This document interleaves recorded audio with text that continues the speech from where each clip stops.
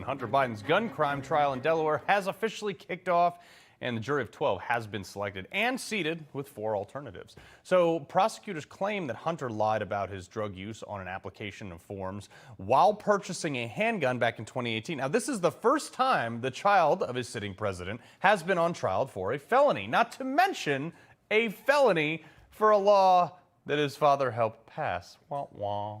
If convicted, he faces up to 25 years in prison and potential fines totaling more than $750,000. Newsmax senior judicial analyst Judge Andrew Napolitano has a lot on this, sir.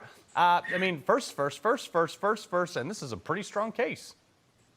Well, it is a strong case if you apply the law literally, but you can't make this up. The father, the president of the United States, is the most anti-gun president in history. The son, Hunter, is arguably the poster boy for the Second Amendment. Now, I'll tell you why. He's being charged with lying about whether or not he was a drug user at the time he purchased this gun.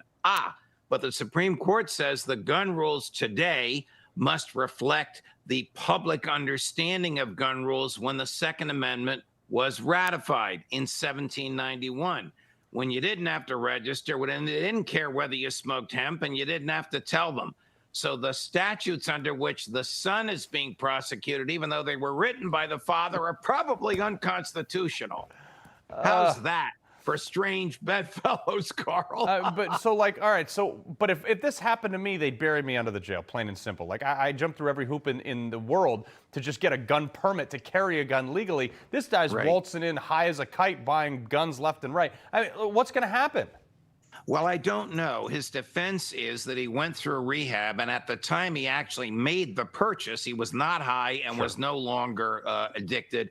He only owned the gun for 11 days, and he didn't shoot at anybody. Nobody was harmed. The government's going to say, forget about who wrote the law. We have a duty to enforce the laws as they were written. According to your laptop, you were a drug user. You acknowledged you were a drug user. According to your former girlfriends, you were a drug user at the time. You lied in order to get the gun. He's not going to go to jail for 25 years if he's convicted, but I think he's going to be convicted. Well, we shall see. I don't know. No one's above the law, right, Joe Biden? Anyway, he's been tweeting that out. It's great. It's like, eat your own words. All right, so Trump verdict. Let's talk about this. Going to jail. I never thought I'd say this, but yeah, it probably seems likely given this judge. Oh, it's extremely unlikely, Carl. This would be the verdict was enough of a travesty. Putting the former president in jail, to me, is inconceivable. I'll tell you why. Dude, this guy might do it. Well, it is theoretically possible, but highly improbable. Here's why. When you sentence someone, and I have sentenced more than 1,000 people, you don't just sentence off the top of your head. You have guidelines written by the legislature, and it's boxes you have to check. So here's the first 4 questions you ask, and it tells you which direction you're going, jail or no jail. 1, does he have a prior record? Answer no. 2, is he a danger to society? Answer no. 3, did he harm anyone?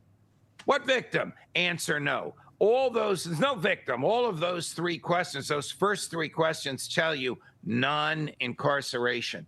If the judge puts him in jail, notwithstanding the indicators are for non-incarceration, it would be reversed automatically before the handcuffs were put on his hands. Yeah, I just don't have any faith in the system anymore after what happened. 34 felony counts out of a single misdemeanor prosecuted in the wrong jurisdiction by a state official for a federal crime that's not a crime. There are tremendous defects in this case, not the least of which is, hey, Mr. President, do you know what you were convicted of? No, neither does the judge, neither do those of us that watch this stuff for a living, because Justice Merchan in the jury verdict sheet did not require the jury, A, to agree unanimously on what the underlying charge was, and B, to even tell us what it was. That is an enormous hole in this verdict through which an appeal will run very soon. It's all ridiculous. But Judge Andrew Napolitano, always a pleasure, sir. Likewise, Carl. Thank you.